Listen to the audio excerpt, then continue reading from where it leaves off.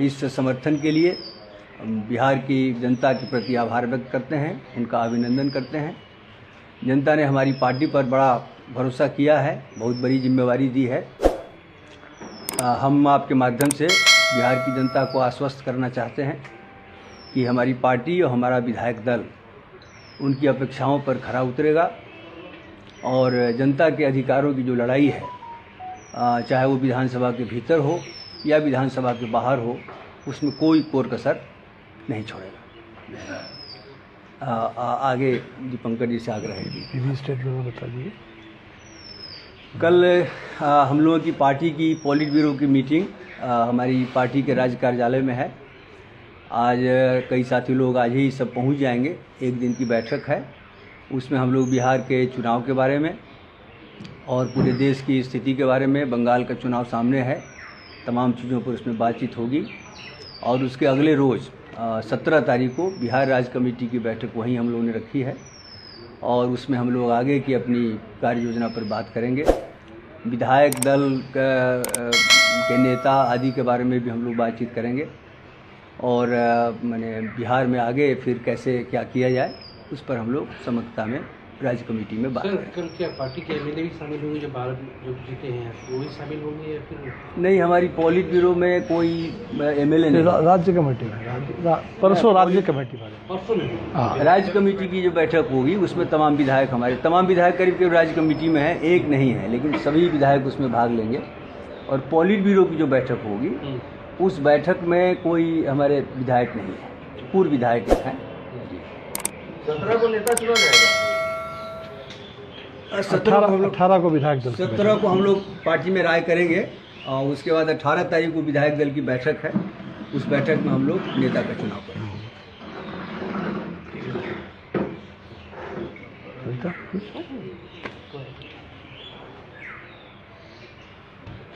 एक तो सबसे पहले एक बिहार पर बात करने से पहले एक आप लोगों को भी शायद मालूम होगा, पश्चिम बंगाल के बहुत बड़े सांस्कृतिक व्यक्तित्व सौमित्र चटर्जी का आज निधन हो गया। सत्यजीत रे की तमाम फिल्मों के वो हर तरह की फिल्मों में मुख्य चरित्र में रहे हैं और पूरे बंगाल के पूरे जो सांस्कृतिक जगत है उसमें पिछले 50-60 साल एक तरह से सबसे बड़े एक शख्सियत थे। तो सबसे पहले मैं उनके प्रति श्रद्धांजलि पार्टी की ओर से प्रकट करता हूँ। जहाँ तक चुनाव की बात है, अब तो साफ है जो चुनाव परिणाम, इसमें कुछ चीज़ें बहुत साफ दिख रही हैं कि जनता के अंदर ज़बरदस्त इस बार एक संकल्प था सरकार को बदलने के लिए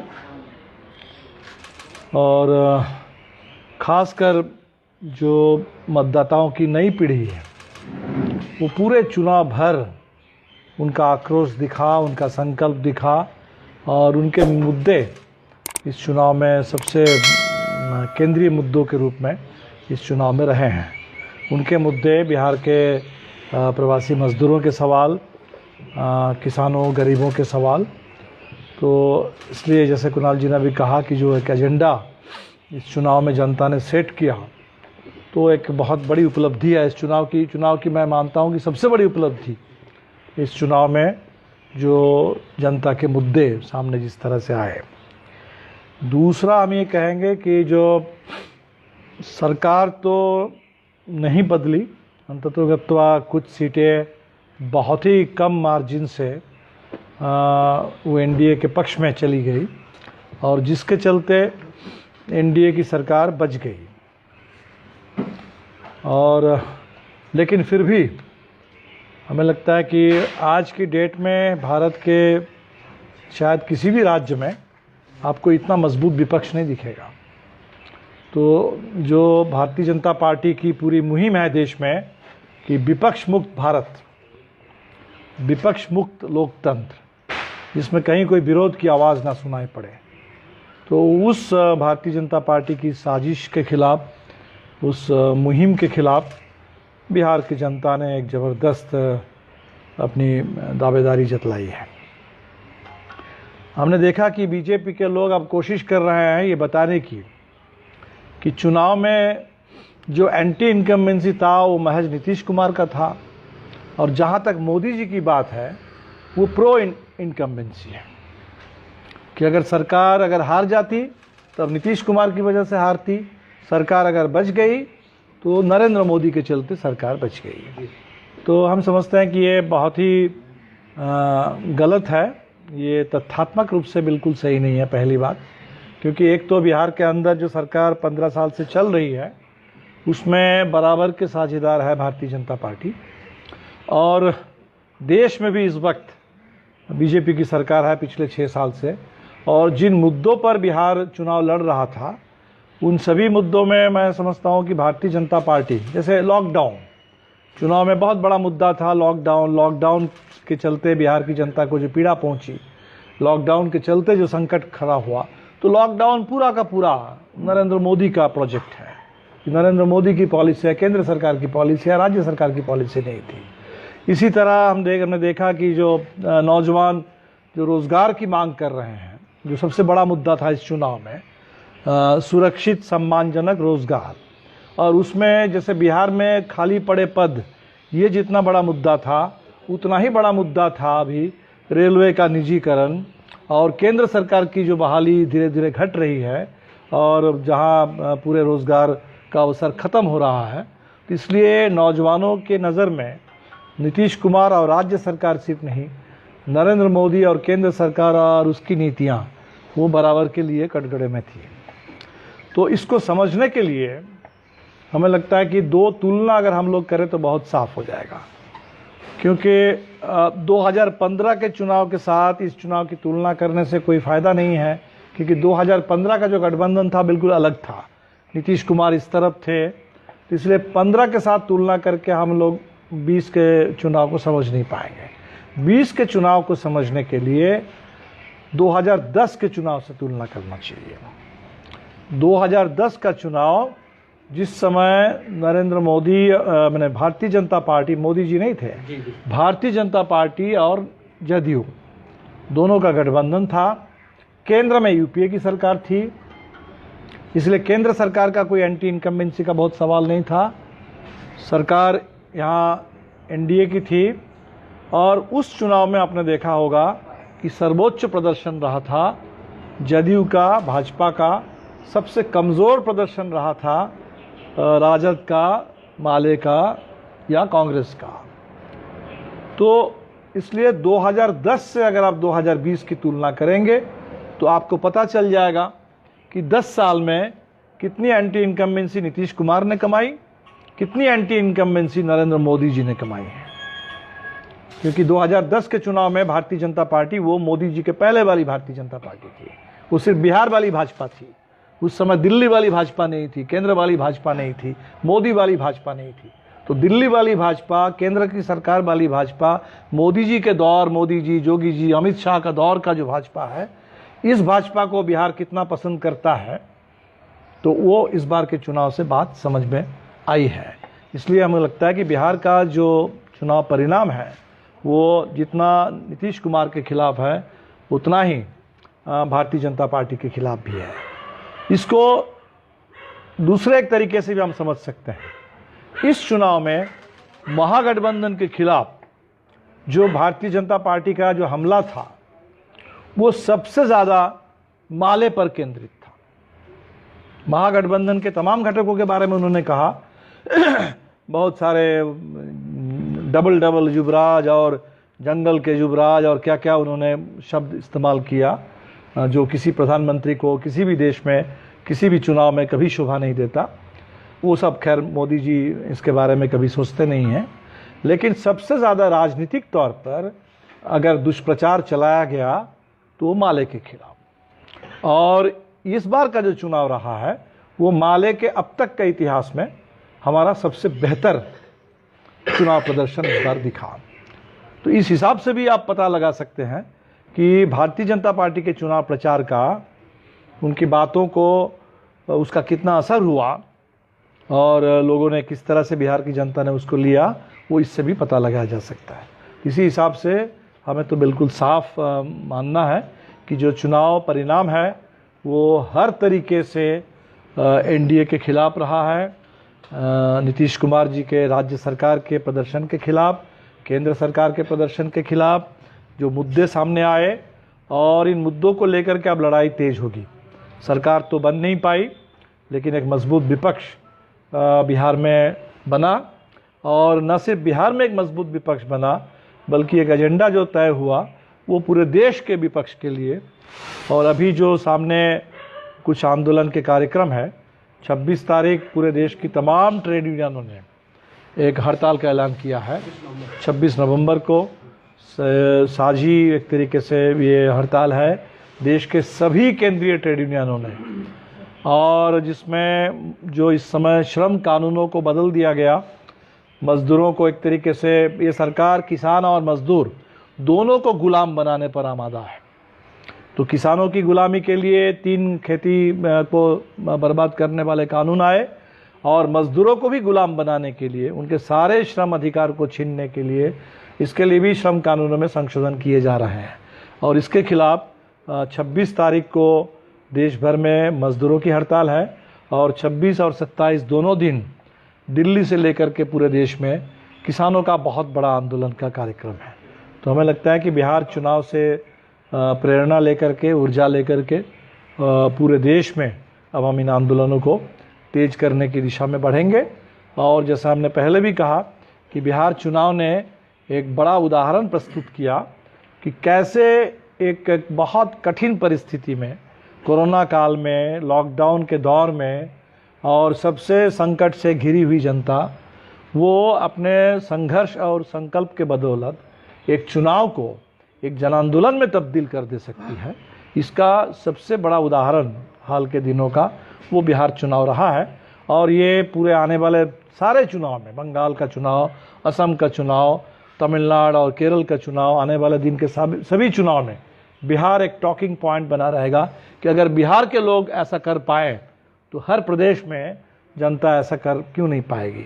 तो चुनाव को जन आंदोलन में तब्दील करना, मुद्दों पर चुनाव लड़ना, और जो जनता के रोजी रोटी, शिक्षा, स्वास्थ्य, खेती, उद्योग, रोजगार, ये जो सवाल हैं, जिन सवालों को बिहार की जनता ने बिहार में केंद्रीय एजेंडा बना दिया था, अब मेरे ख्याल से बंगाल के मतदाताओं पर, असम के मतदाताओं पर ये जिम्मेदारी है कि हम इन मुद्दों को केंद्रीय एजेंडा बना दें। लोकतंत्र की हिफाजत करना, संविधान की हिफाजत करना, ये जो मुद्दे, तो हम भी पूरी पार्टी की केंद्रीय कमेटी की ओर से, पूरी पार्टी की ओर से बिहार के मतदाताओं का आभार प्रकट करेंगे। पूरे महागठबंधन के हमारे सारे सहयोगी दलों का आभार प्रकट करेंगे। इस चुनाव में हम सब लोग मिलकर चुनाव लड़े थे, एक दूसरे की मदद करते हुए, साथ देते हुए, और ख़ासकर माले के अपने तमाम साथियों को जहाँ जीत पाए, जहाँ जीत नहीं पाए, हर जगह हमारे कार्यकर्ताओं ने, संगठन ने एक ज़बरदस्त एक ऊर्जा के साथ अभियान चलाया। और आने वाले दिन में और बड़ी लड़ाई की ज़रूरत है, और ताकि आने वाले दिनों में जो काम इस बार थोड़ा अधूरा रह गया, जिसके चलते थोड़ा अफसोस रह गया, ये अफसोस ना रहे, काम पूरा हो, अधूरा ना हो, और जनता की जीत, जनता की उम्मीदें पूरी तरह से जीत की मंजिल तय कर सके। ये आने वाले दिन के लिए हमारे सामने रहेगा कार्यभार। कविता जी कुछ? मैं जस्ट सोचा कि 2 पॉइंट्स मैं जस्ट जोड़ दूं। तथ्यात्मक रूप से जो कई जगह इसको शायद मिस इंटरप्रेट या मिस रिप्रेजेंट किया जा रहा है, तो मैं देख रही थी कि कई सारी जगह भाजपा की तरफ से ये क्लेम किया जा रहा था कि महिलाओं ने एक तरह से एनडीए के पक्ष में वोट दिया, और दूसरा ये कि जो प्रवासी मजदूर परिवार थे उन्होंने एनडीए के पक्ष में वोट दिया, और ये इसको अपनी उपलब्धि बता रहे थे। ये दोनों ही तथ्यों को थोड़ा जांच किया हम लोगों ने। ये दोनों ही तथ्य दरअसल गलत है। प्रवासी मजदूर परिवारों के बारे में अगर आप CSDS के पोस्ट पोल सर्वे को देखेंगे तो उसमें पाया जाता है कि ऐसे जितने परिवार हैं, और 10 में से 4 परिवार ऐसे हैं जिसमें कम से कम एक कोई प्रवासी है। इन परिवारों में कम से कम 4 परसेंटेज पॉइंट्स महागठबंधन की तरफ ही ज़्यादा झुकाव था, और एनडीए के प्रति एक परसेप्टिवली कम झुकाव था। और दूसरा ये कि महिलाओं की भी जहाँ तक बात है, तो जिन सीटों पर बल्कि महिला वोटर्स की उपस्थिति सबसे कम था, खास करके अगर आप पटना के आसपास की सीट्स का देखेंगे, वहाँ भाजपा का प्रदर्शन सबसे बढ़िया रहा है। तो ये तो भाजपा या एनडीए का प्रदर्शन पूरा बम्पर रहा है, तो इसका महिला वोटर से कोई लेना देना नहीं। और बम्पर महिला वोटर जहाँ निकली हैं, वहाँ आप देखेंगे कि वो बहुत सारे ऐसे कॉन्स्टिट्यूएंसी, इंक्लूडिंग हमारा बलरामपुर ले लीजिए, या सीमांचल में कई ऐसी सीट ले लीजिए, तो वहाँ बड़ी संख्या में महिला वोटर भी जहाँ निकली हैं, वहाँ पर महागठबंधन को भी वोट मिला है। आम तौर पे महिला वोटर का रुझान उसी दिशा में रहा है जहाँ पर अन्य वोटरों का रुझान रहा है। तो इसमें कोई ये जो कंस्ट्रक्ट करने की कोशिश है कि भाई महिलाओं का साथ मिल गया, प्रवासी मजदूरों का साथ मिल गया, और इसीलिए हाथरस में हुआ जो कांड है, या जो मुजफ्फरपुर महिला बाल गृह कांड है, या प्रवासी मजदूरों पर जो अपार पीड़ा और एक तरह से असम्मान उनके साथ जो हुआ, इसका मैंने एक तरह से इसकी सर्टिफिकेट, इसका लाइसेंस मिल गया है, इस पर एक तरह से ग्रीन सिग्नल ओके मिल गया है वोटर की तरफ से। ये बिल्कुल गलत रीडिंग होगी, ये मैं इसमें जोड़ना चाहती हूँ।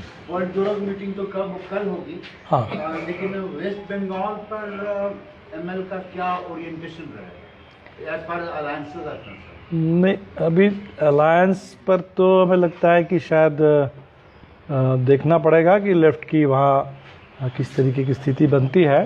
अगर लेफ़्ट की यूनिटी जैसे बिहार में थी, वो बंगाल में भी अगर संभव हो तो हम लोग देखेंगे। हमने दो ही बातें कही है। एक तो जो बिहार से मैंने एक बिहार का जो रेफरेंस है कि चुनाव को जन आंदोलन में तब्दील करना और मुद्दों पर चुनाव लड़ना, और उन मुद्दों में सिर्फ राज्य सरकार नहीं बल्कि जैसे बिहार की जनता ने केंद्र की सरकार को भी कटघरे में खड़ा किया था, तो बंगाल भी सिर्फ वो ये ना सोचा जाए कि विधानसभा का चुनाव है इसलिए केंद्र सरकार पर चुप रहना होगा। बंगाल के चुनाव में भी केंद्र सरकार, हमें लगता है कि बहुत बड़ा एजेंडा है, और केंद्र सरकार से भी बड़ा एजेंडा, केंद्र सरकार में जो सत्ताधारी भारतीय जनता पार्टी, वो बंगाल के लिए बड़ा खतरनाक एजेंडा है। तो एक ये बात बंगाल के लिए मेरे ख्याल से लागू है। और शेष तो हम लोग पीवी मीटिंग के बाद अब बंगाल पर हम भी ध्यान देंगे, बिहार का चुनाव के बाद, कि बंगाल में आंदोलन। हाल के दिनों में मैं आपको बता दूं कि लॉकडाउन के दौर में बंगाल के सामने एक अतिरिक्त चुनौती थी कि लॉकडाउन के साथ साथ वो तूफान अम्फान, और सबसे ज़्यादा मैंने एक प्रवासी मजदूरों के साथ साथ उस तूफान के चलते काफ़ी तकलीफ़ झेलनी पड़ी बंगाल को। तो इस पूरे दौर में हमें लगता है कि जैसे बिहार में भी लोगों ने देखा कि माले के लोग या वामपंथी कार्यकर्ता वो सबसे ज़्यादा जनता के पक्ष में साथ में खड़े पाए गए, बंगाल की भी यही स्थिति है। वहाँ भी बंगाल की सरकार या केंद्र की सरकार नहीं बल्कि बंगाल के लेफ्ट के कार्यकर्ता सबसे ज़्यादा अम्फान पीड़ित लोगों के बीच में, लॉकडाउन पीड़ित लोगों के बीच में काम उन्होंने किया है। और आंदोलन भी बहुत सारे इस दौर में बंगाल में खड़े हुए, खासकर जैसे एक बड़ा आंदोलन मैं कहूँ कि माइक्रो फाइनेंस इंस्टीट्यूशंस के खिलाफ, जो महिलाओं ने जो कर्ज लिया था और उनसे कर्ज वसूली के नाम पर जो उनको हैरस किया गया, जुल्म उनके ऊपर हुआ, इसके खिलाफ बंगाल में महिलाओं का बहुत बड़े बड़े आंदोलन इस दौर में, हमारी पार्टी की अच्छी भूमिका रही इसमें। तो वैसे ये लॉकडाउन का दौर बंगाल में आंदोलनों का भी दौर रहा है, एक तरह से संकट का दौर, राहत का अभियान का दौर, और बड़े बड़े आंदोलनों का भी दौर रहा है। और इसीलिए हमें ये उम्मीद बनती है कि जब लॉकडाउन के दौर में इतने बड़े बड़े आंदोलन हुए हैं तो तब चुनाव जब आएगा। और तीसरा हम ये कहेंगे कि कोरोना, अभी बिहार से बहुत ज़्यादा कोरोना का असर बंगाल में रहा है, तो कोरोना के मोर्चे पर केंद्र सरकार पूरी तरह से फेल कर गई। तो मेरे ख्याल से ये मुद्दा भी, ये जो पब्लिक हेल्थ का इशू है, ये भी बहुत पश्चिम बंगाल के लिए बड़ा मुद्दा बनेगा। और इसमें राज्य सरकार के साथ साथ केंद्र सरकार, मोदी सरकार निश्चित तौर पर कटघरे में होगी। सर एक प्रश्न है तो कि क्या आप टीएमसी वहाँ अलग थलग पड़ी रहेगी अलायंस या ब्रॉड अलायंस में आएगी? नहीं, मेरे ख्याल से टीएमसी तो वहाँ अलग ही है, उसकी सरकार है, और टीएमसी के साथ तो कोई अलायंस मेरे ख्याल से बनाने का कोई सवाल नहीं है। बिहार में जो अलायंस था वो अपोजिशन का अलायंस था, और बंगाल में भी जो अपोजिशन की पार्टीज़ हैं, अब वो देखना पड़ेगा कि उसमें क्या है। लेकिन ये ज़रूर है कि बंगाल में टीएमसी अकेले नहीं मैंने भारतीय जनता पार्टी, मेरे ख्याल से भारतीय जनता पार्टी, मोदी सरकार, ये भी बंगाल चुनाव का बहुत बड़ा एजेंडा बनने वाला है। और बंगाल चुनाव में भी जनता जब वोट करेगी वो सिर्फ टीएमसी और ममता बनर्जी और उस सरकार की मान लीजिए जो भी कमी कमज़ोरी हो या जन विरोधी कुछ कदम हो, सिर्फ इसके खिलाफ नहीं, बंगाल का जो चुनाव होगा वो चुनाव भी टीएमसी के साथ साथ भारतीय जनता पार्टी और केंद्र की सरकार के खिलाफ वो चुनाव रहेगा। सर, टीएमसी के खिलाफ आप भी लड़ेंगे और भाजपा भी लड़ेगी।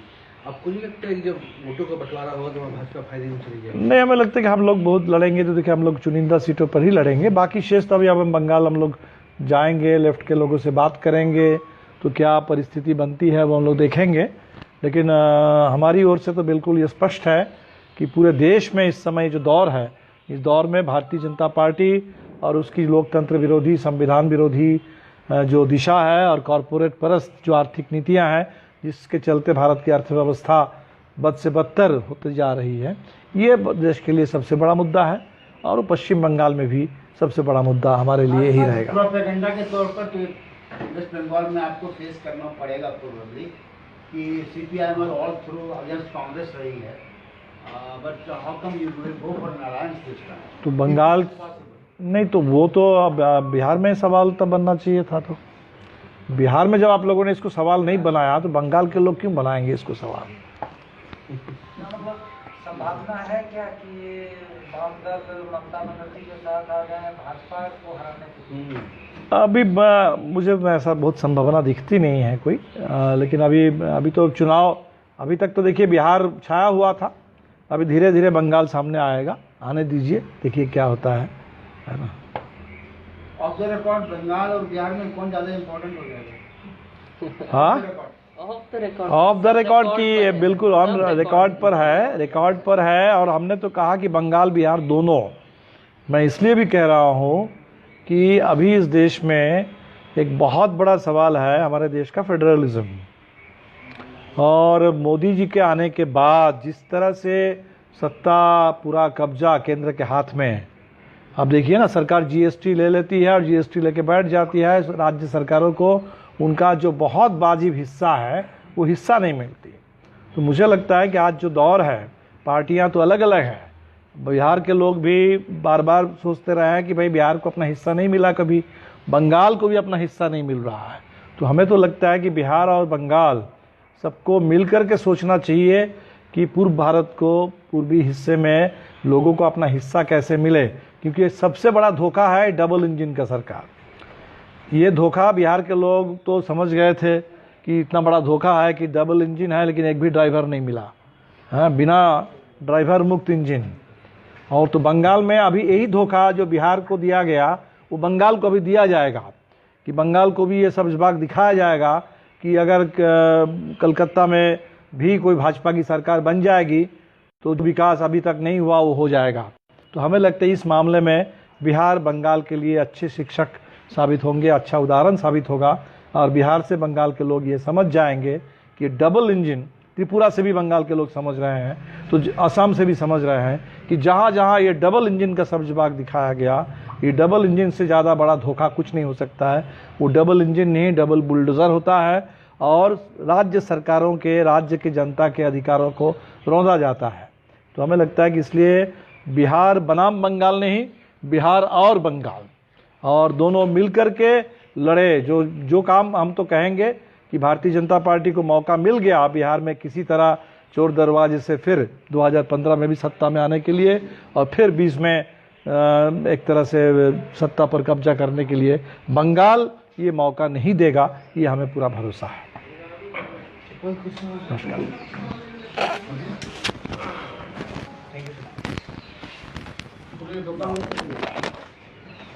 बैठो।